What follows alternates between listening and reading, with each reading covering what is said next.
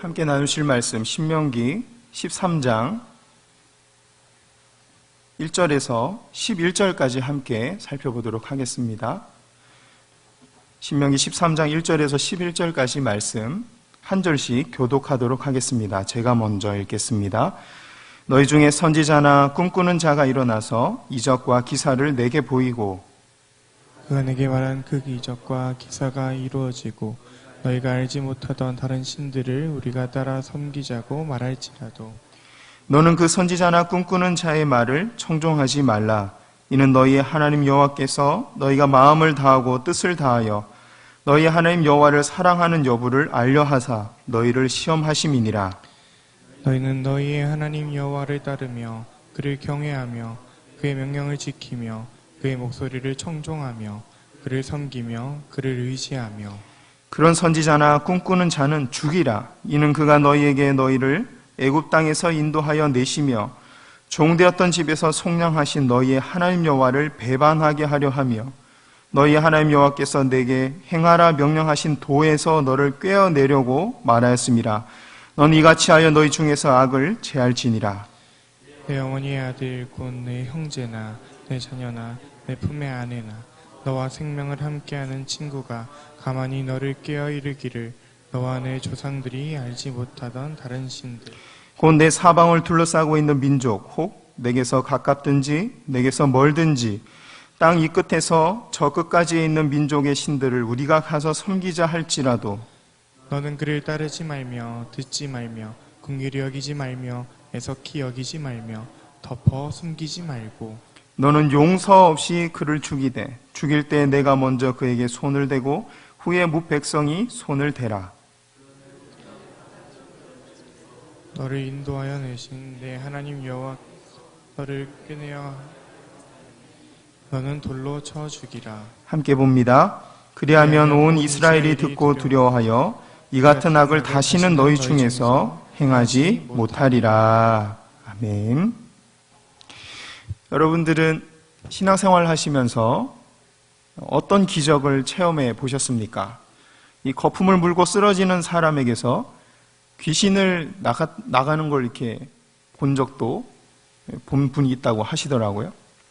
또 어릴 때 다쳐서 펴지지 않던 손가락이 펴진 분도 있고, 용하다는 기도원에서 들었던 나에 관한 미래에 대한 어떤 예언이 딱 들어맞았다는 분도 있습니다. 하나님께서 주신 기적을 체험하는 것은 하나님께 가까이 다가갈 수 있는 기회가 되기도 하고 하나님의 능력을 깨닫고 믿음을 더하게 하는 이 기회가 될 수도 있습니다. 하나님이 주신 여러 은혜 중에 하나인 것이죠.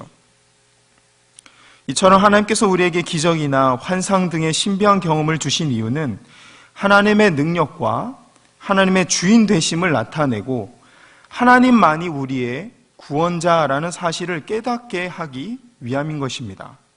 문제는 기적과 환상 등이 하나님의 영광이 아니라 사람의 영광을 나타낼 때입니다.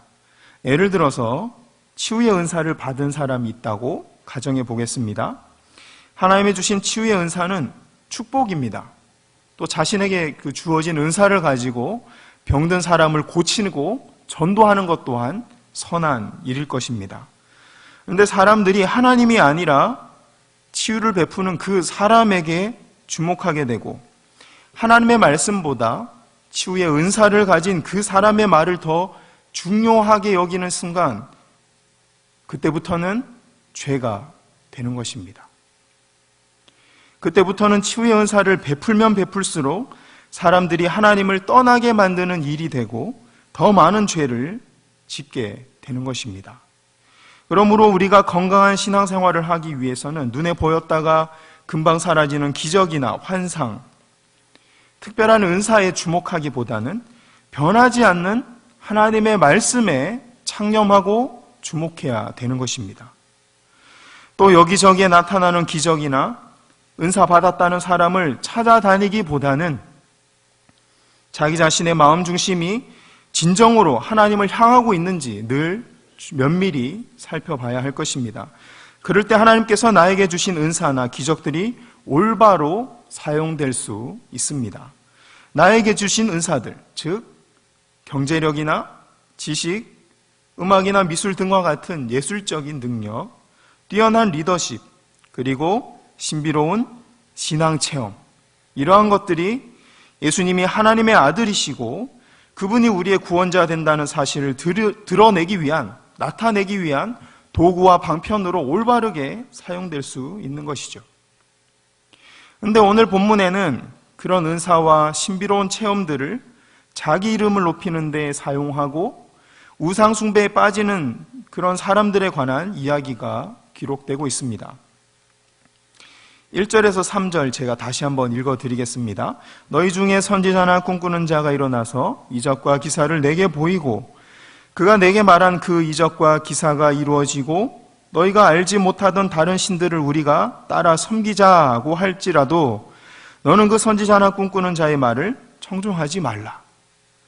이는 너희의 하나님 여호와께서 너희가 마음을 다하고 뜻을 다하여 너희의 하나님 여호와를 사랑하는 여부를 알려하사 너희를 시험하심이니라. 아멘. 우리는 기적이 일어나거나 은사로 큰 능력을 베풀면 진짜 선지자고 그 사람이 하나님과 더 가까이 있다고 생각하기 마련입니다. 그런데 1절에서 3절 말씀을 보면 이 선지자나 꿈꾸는 자가 기적을 베풀고 예언했던 일들이 실제로 일어나고 눈에 보이는 큰 열매를 맺는다고 하더라도 그들의 말을 무조건적으로 청종하거나 쉽게 따라가서는 안 된다라고 말하고 있습니다. 다시 말하자면 기적을 베풀고 큰 은사와 능력이 나타난다고 해서 반드시 그 사람이 선한 선지자고 하나님이 사용하시는 거룩한 종이라는 뜻은 아니라는 겁니다. 1절에서 사용하고 있는 선지자나 꿈꾸는 자라는 단어는 구약에서 주로 하나님의 계획을 이 땅에 나타내 보이는 종교 지도자들을 가리키는 단어입니다. 그러니까 이방 종교나 우상 숭배자들 중에 있는 선지자나 꿈꾸는 자를 조심하라는 게 아니라 함께 신앙생활하고 있는 이스라엘 공동체 안에 이런 꿈꾸는 자들, 선지자들을 조심해야 한다라고 말하고 있는 것이죠. 생각해 보십시오. 이방 종교나 전혀 다른 종교들은 금방 티가 다릅니다. 티가 납니다. 교리도 다르고 행동도 다르고 예배 방식도 다르고. 그러니까 경계하고 조심하게 되죠. 그런데 같은 신앙 공동체 안에 있으면서 뭔가 미묘하게 아주 조금 다른 사람들에 대해서는 상대적으로 덜 경계하게 되죠. 성경은 이단처럼 처음은 같은 믿음처럼 보이지만 끝이 다른 이런 신앙을 조심해야 한다라고 누누이 말하고 있습니다.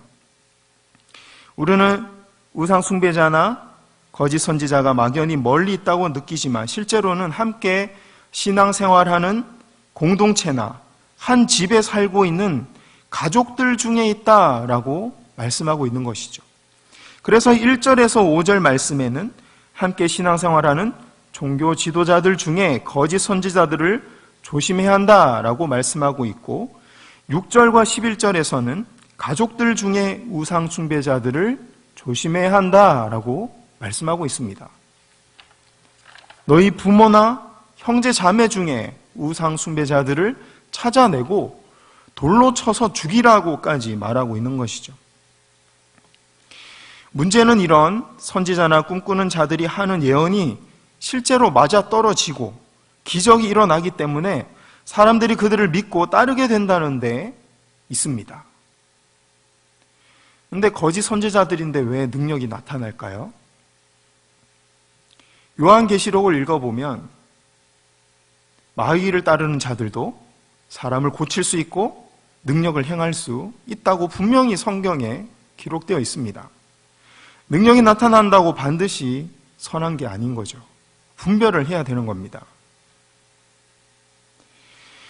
그래서 이런 미혹되는 사람들이 나타나는데 그래서 1절, 2절에서 이적과 기사를 보이고 그 사람들의 예언이 실제로 이루어진다고 하더라도 그들을 따라가지 말라라고 말씀하고 있는 것입니다. 중요한 것은 기적이 아니라 그 기적이 하나님의 주인 되심을 나타내고 있는지 아닌지에 달려있기 때문입니다. 다시 말씀드립니다. 중요한 것은 기적이 아니라 그 기적이 하나님의 주인 되심과 왕 되심을 나타내고 있는가 아닌가에 달려 있는 것입니다. 2절 하반절을 보면 거짓 선지자들의 기적과 예언이 향하고 있는 곳, 그 목적은 다른 신을 섬기자였습니다. 다른 신을 섬기자. 그들이 기적을 베푼 이유는 하나님의 영광과 그분의 뜻을 나타내는 데 있는 것이 아니라 성도들이 하나님을 떠나 다른 신을 섬기도록 하는 데 있는 것입니다. 그러므로 우리는 눈에 보이는 기적이나 은사 등의 현상, 눈에 보이는 현상에 주목하기보다 이 모든 것들이 과연 하나님의 영광을 나타내고 있는가, 아니면 다른 신을 섬기라고 부추기고 있는가, 이것에 주목하고 분별해야 하는 겁니다. 그래야지만이 영적 분별력을 잃지 않을 수 있는 것입니다.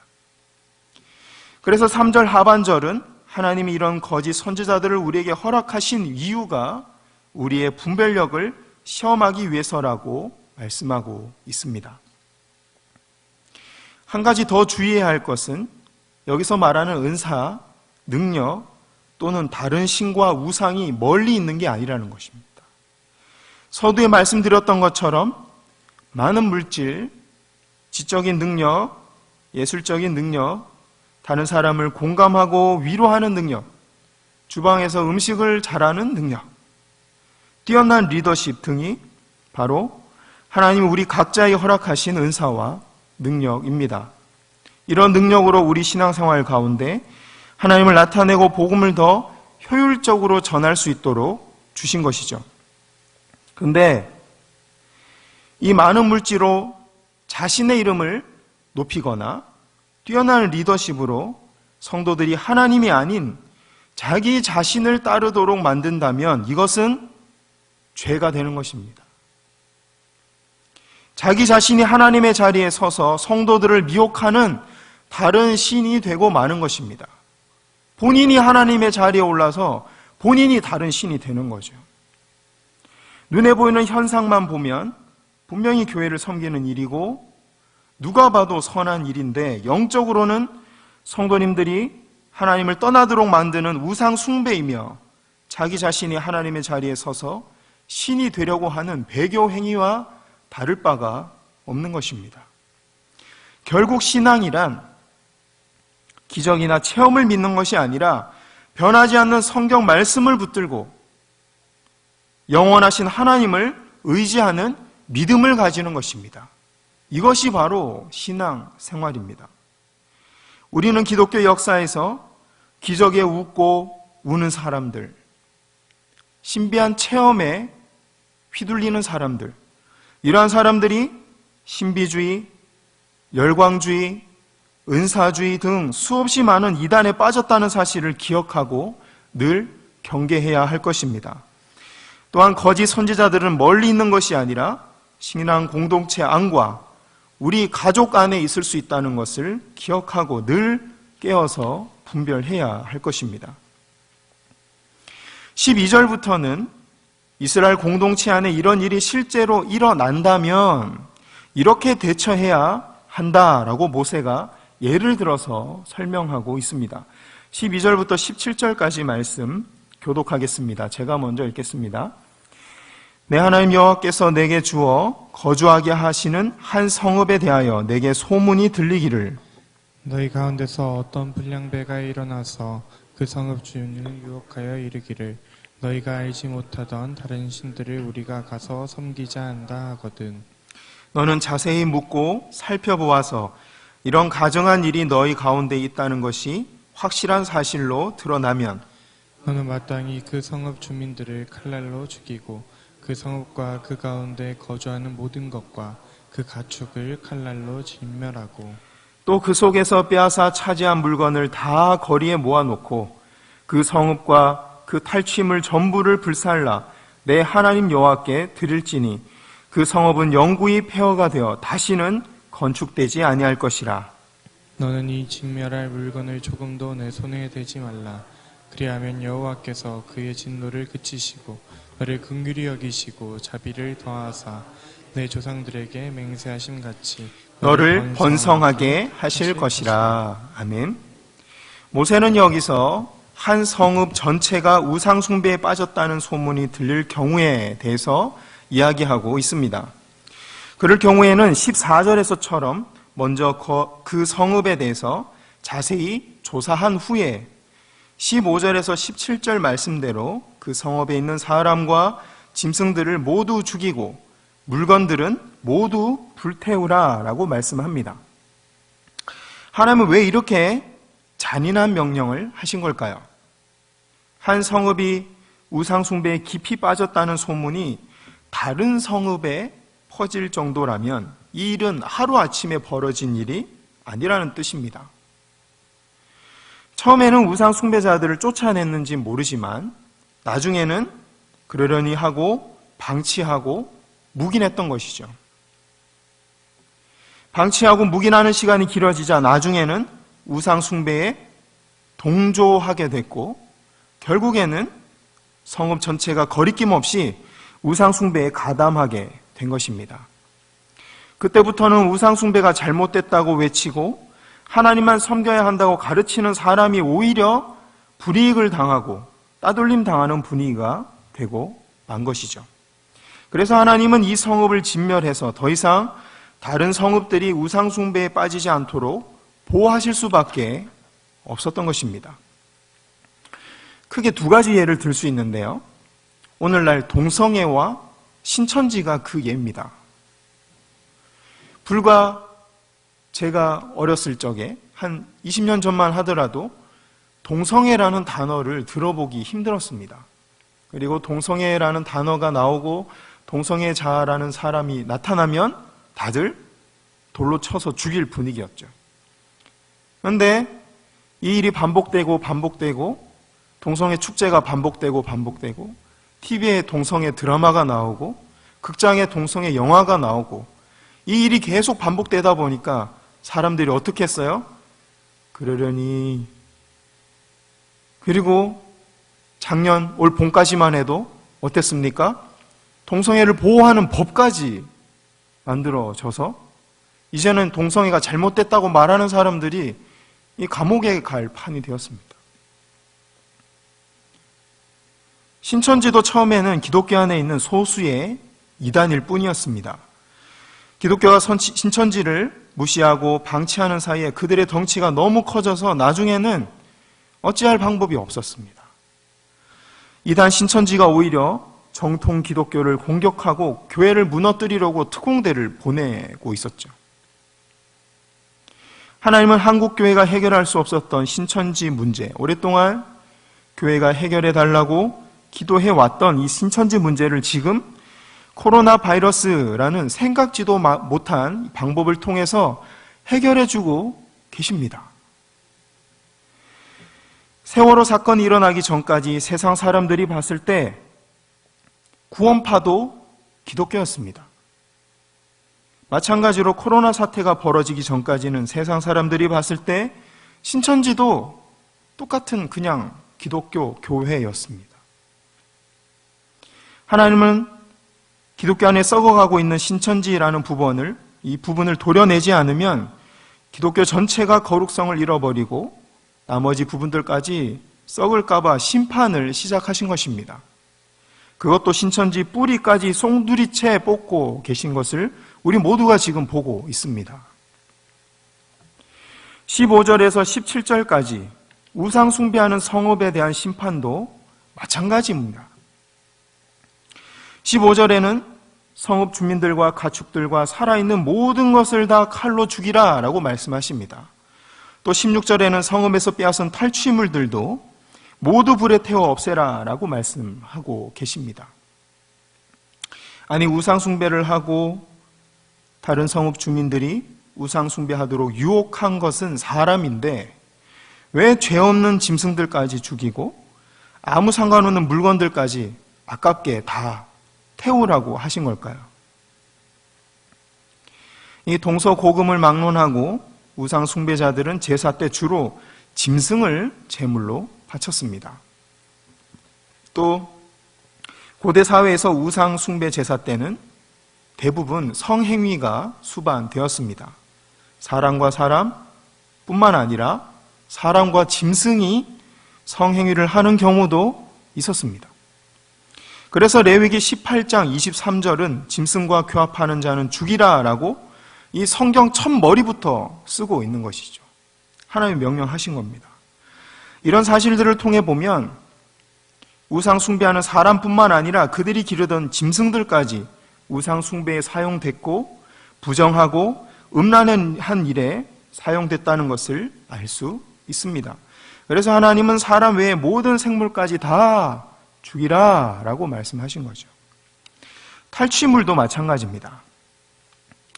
우상 숭배자들에게서 빼앗은 그 물건들 속에 우상의 형상이 있었을까요? 없었을까요? 당연히 있었겠죠. 그런데 우상을 만들 때 귀한 보물로 만들었을까요? 대충 아무 걸로 만들었을까요? 금, 은, 보석, 자기가 할 수만 있다면 가장 좋은 걸로 만들었겠죠. 왜냐하면 그래야만 그 신이 좀 더 능력 있어 보이고 나의 소원을 들어줄 것 같으니까. 그럼 성읍을 정복한 사람들이 물건을 모아서 불사르고 버릴 때 가장 탐났던 물건은 무엇일까요? 우상이겠죠. 값비싼 보석으로 만든 그 우상 형상이었을 것입니다. 이 우상 형상이 하나 둘 남아서 이스라엘 백성들 앞에 남아 있다면 당장은 모르겠지만 시간이 갈수록 그들도 또한 또 다른 우상 숭배를 만들어갈 수밖에 없었던 것입니다. 그래서 하나님은 성읍에서 취한 모든 물건도 하나도 남기지 말고 불을 태워서 하나님 앞에 드리라고 말씀한 겁니다. 모든 물건을 태워 드려야만 하는 한 가지 이유가 더 있었습니다. 고대에서 전쟁에 승리한 사람이 상대방의 모든 물건을 가질 이 소유권을 가지고 있었습니다.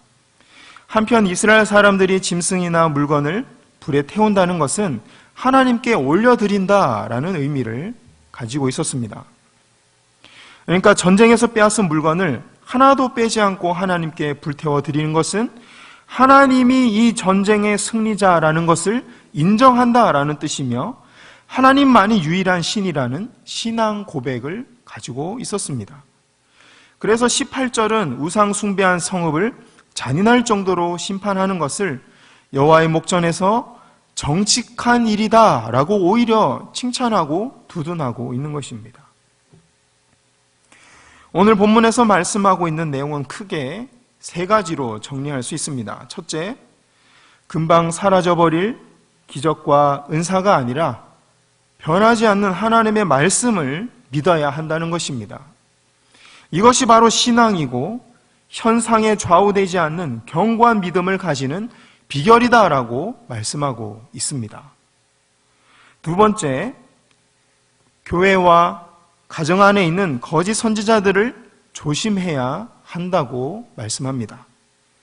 특히 하나님이 허락하신 은사로 내가 하나님의 자리에 서고 내가 신이 되어서 거짓 선지자 노릇하고 있지 않은지 늘 경계해야 된다라고 말씀하고 있습니다. 세 번째, 하나님보다 높아져 있는 모든 우상들과 조금도 타협하지 말라라고 말씀하셨습니다.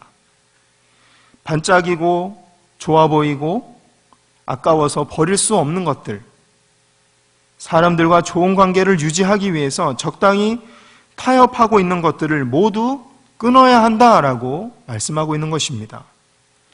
그런 것들에서 돌아서는 것이 바로 하나님의 주권을 인정해 드리는 것이며 하나님께 영광을 돌리는 진정한 예배가 되기 때문입니다. 우리 모두 기적이 아니라 하나님의 말씀을 사모하고 이로써 나 자신이 거짓 선지자가 되지 않도록 늘 경계하며 하나님보다 높아진 모든 것에서 돌아설 수 있기를 소원합니다.